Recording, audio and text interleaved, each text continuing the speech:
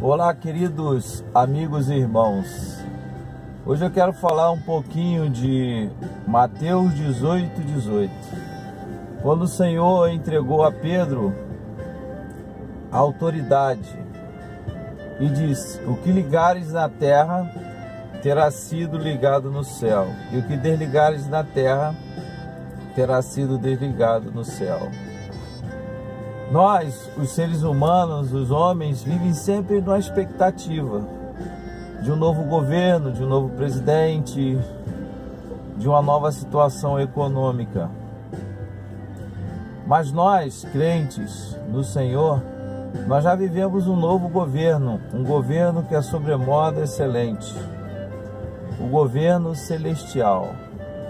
Embora tenhamos a cidadania, um CPF, uma identidade, uma nacionalidade, nós somos cidadãos dos céus, pertencemos ao reino de Deus. Jesus disse: é chegado o reino de Deus. Eu queria fazer aqui um paralelo, e não querendo explicar todas as coisas, porque ninguém é capaz de explicar isso, mas falar um pouquinho até de escatologia, falar um pouquinho de milênio. Nós estudávamos ontem o capítulo 20 de Apocalipse, que fala que um anjo descia do céu com uma corrente e prendeu Satanás por 1000 anos. Ou seja, nós acreditamos, e até nessa linha já milenialista, que nós já vivemos o milênio. É uma linha muito coerente quando você para pensar, e não desrespeitando as outras linhas de pensamento. A teologia é complexa, isso fica para os acadêmicos, os teólogos, debaterem essa situação. Mas analise comigo, vamos pensar junto. Quando Jesus veio, ele desceu do céu, e ele veio para combater Satanás. Em algumas passagens bíblicas você vai ver: o que tens comigo, ó Filho de Deus? Os demônios se manifestavam. Os demônios, ficavam assustados com a presença de Jesus. Se você for ver o Velho Testamento, você não vai achar essas manifestações demoníacas. Os demônios não existiam.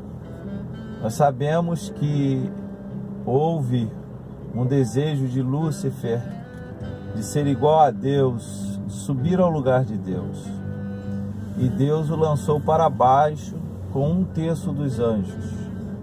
Então Lúcifer é Satanás, é o anjo caído. Lúcifer é anjo de luz. Havia os 3 anjos, Miguel, Gabriel e Lúcifer. Lúcifer foi lançado com 1/3 dos anjos, seus exércitos demônios.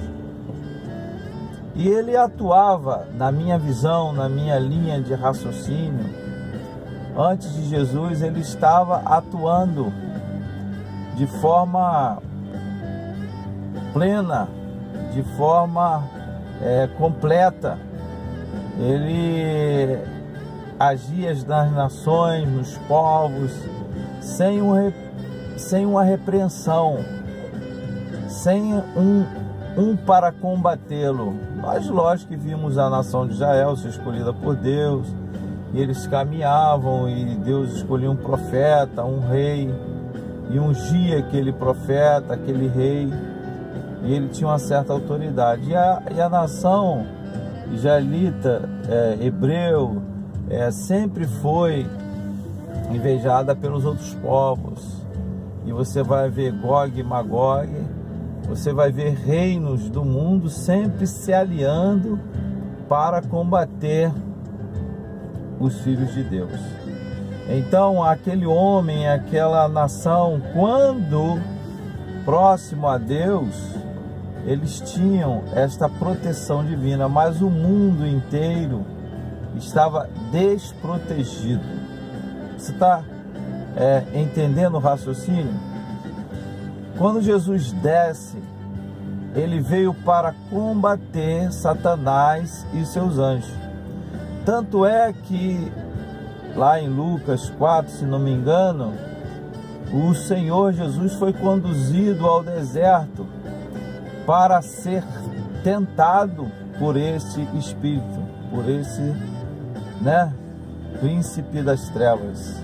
E ele lá tenta subornar, corromper Jesus na sua trajetória, oferecendo o quê? Os reinos do mundo, oferecendo os privilégios do mundo, porque isso pertence a ele, porque ele tem esse direito não adquirido, mas como ele é uma força, ele é um poder, e ele atua sobre os homens, ele é mais forte que os homens. Então ele comanda, ele governa, ele reina. E quando Jesus vem, esse é o novo reino, o reino espiritual, confundido por Herodes, achando que Jesus queria sentar no trono dele. Mas não, Jesus não queria sentar no trono dele. Jesus queria desbancar e deter e limitar o poder de Satanás. Isso é tremendo, irmão. Então, quando ele dá a Pedro a autoridade para ligar na terra, e o que ligar na terra ser ligado no céu, ele está dando autonomia. Poder é um direito adquirido, não é? E ele transfere isso para quem? Não apenas para Pedro, porque Pedro é a representação da igreja. Tu és Pedro, e sobre esta pedra edificarei a minha igreja, e as portas do inferno não prevalecerão contra elas. Ou seja, Jesus, ele colocou fim a um ciclo, desde o Éden até a sua chegada, desde o Éden até a sua morte e ressurreição. Satanás até tenta impedir, e nesse processo, até usando os homens para o crucificar, pensando que a morte iria deter o príncipe da paz, o Deus da eternidade, a raiz de Davi, a estrela da manhã. Então isso é tremendo, irmão. Então, pastor, mas o inimigo ainda está aí, mas com poder limitado, porque a igreja pode expelir os demônios. A igreja pode orar e destruir a força maligna. E muitas coisas, irmãos, não melhoram no estado do Rio de Janeiro, não melhora na sua cidade, não melhora no país, não é por causa de leis. Lógico que as leis são importantes, não é por causa de mobilização de homens e pessoas, não, porque tem muita, mas é por falta de poder da oração, é por falta da intervenção do governo celestial. Entra a intervenção do governo federal, das forças armadas, mas e a intervenção divina? Quem são esses que têm essa autoridade para trazer e mobilizar as forças celestiais? A igreja.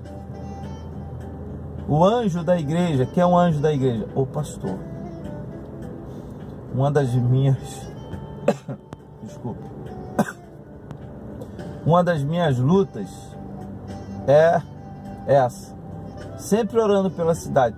Toda terça-feira em Japeri eu oro pela cidade, quando não em casa.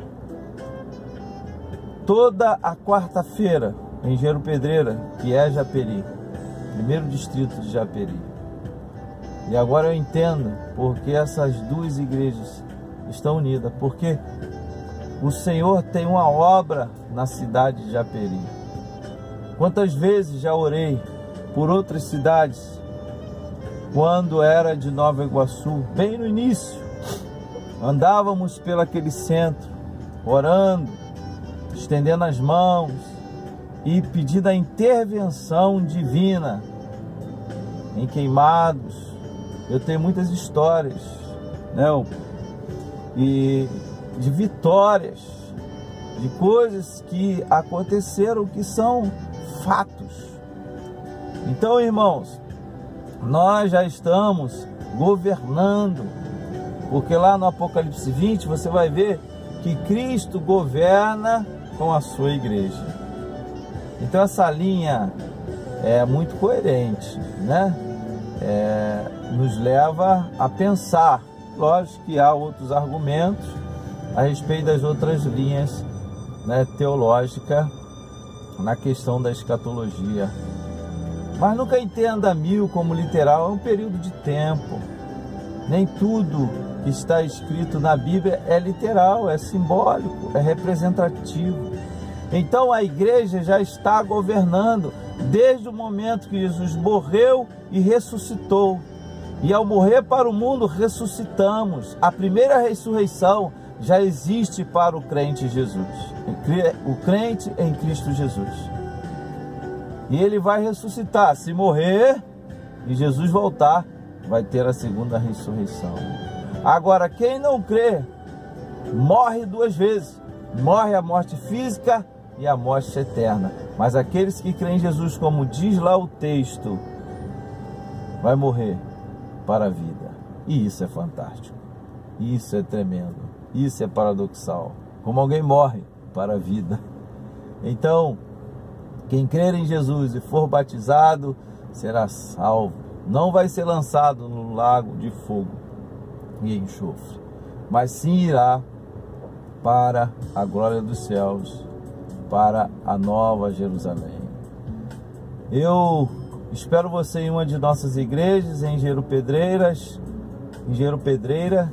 às quarta-feira para orar e domingo, e em Japeri às terça-feira para orar, né? Eu tenho convocado pessoas para orar. Que Deus te abençoe rica e abundantemente. Grande abraço.